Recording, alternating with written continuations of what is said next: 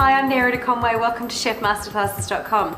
If I'm sounding a tad freaked out, it's because Jason Camillo here from the Grand Hyatt is brandishing an alive lobster with very scary pinchy bits. This is a fantastic, really fresh southern rock lobster, which is what we have in Australia. We don't have any of the ones with the big claws on them or anything. The question everybody wants to know is, how do you pass it through to its next life in a humane way? So the most humane way is to actually put them to sleep. Okay. And the way you do that is to put them in the freezer Right. for around about 20-25 minutes, and that puts them totally to sleep. Okay. Definitely not frozen. If you freeze it all the way through, you're going to damage the meat. Yeah. So he's just hibernating. Okay. He's off to sleep and he's not frozen at all.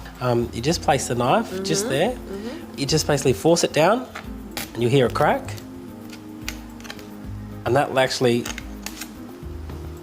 basically put him out to sleep permanently. Right. Use the tip of the knife, just move it inside that space in there, and you basically push down until you hear a little crack. So you're sort of loosening off the body from the... That's right. You're loosening the tail from the head. Yeah.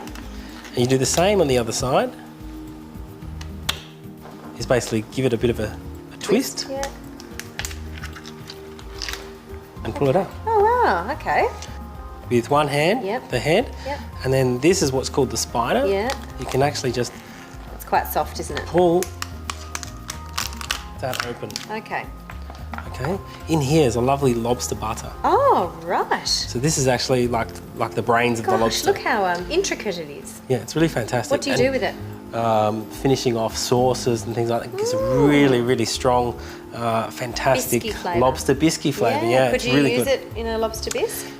You could use it in a lobster bisque as well. That would be fantastic in a lobster bisque. Right, I'll have to get you back to show me how to make that next time. From the next step here is the tail. Now this is where all the meat is. Now it's actually very beautiful, isn't it? I mean, it's really, really beautiful. You know, this is the easiest access point because trying to get from this side is very hard.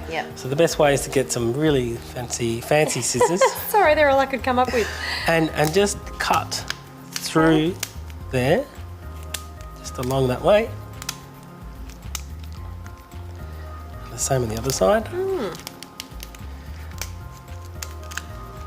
Keep that like that. Yeah. And what we'll do, we'll quickly pop that in the water just for 2-3 minutes, then pop it into ice water, get it nice and refreshed, cold, so you don't cook too much of the meat. Yeah. Gosh, and you can see how white the skin is. Now that looks fully cooked to me though.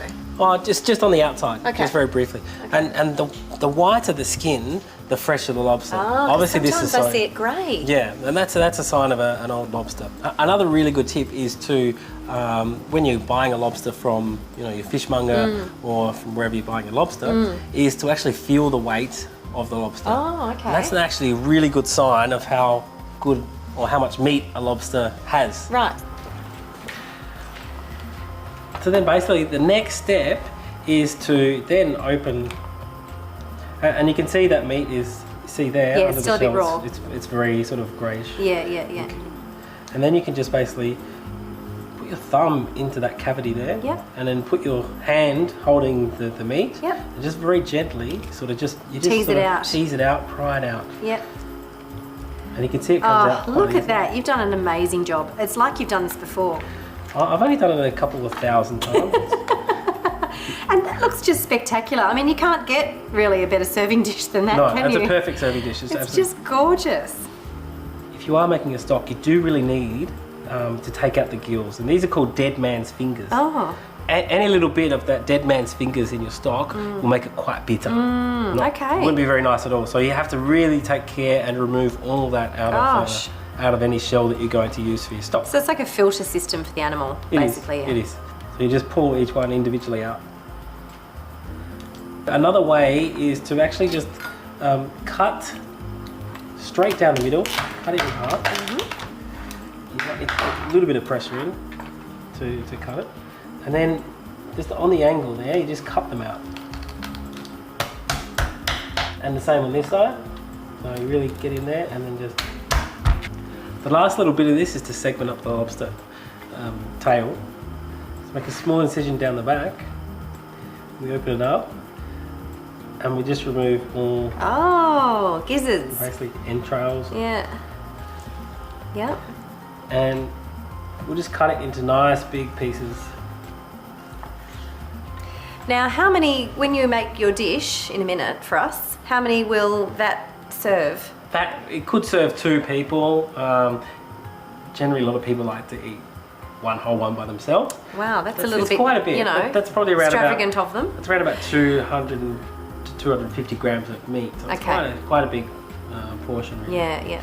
So thank you for showing me how to do that. We get emails all the time, people asking how to prepare a lobster and what to do with it. And I'm hoping by stepping out now and allowing you to whip one up, I'll be able to see how to do it for Christmas Day. Yeah, it should be great. It's a fantastic dish for Christmas Day, especially. My family love it when we do it at home. I bet they love it when we do it from home. Maybe I'll come round and do it for you. Yay! Okay, I'm going to hold you to that. Okay. Pinky promise. Pinky promise.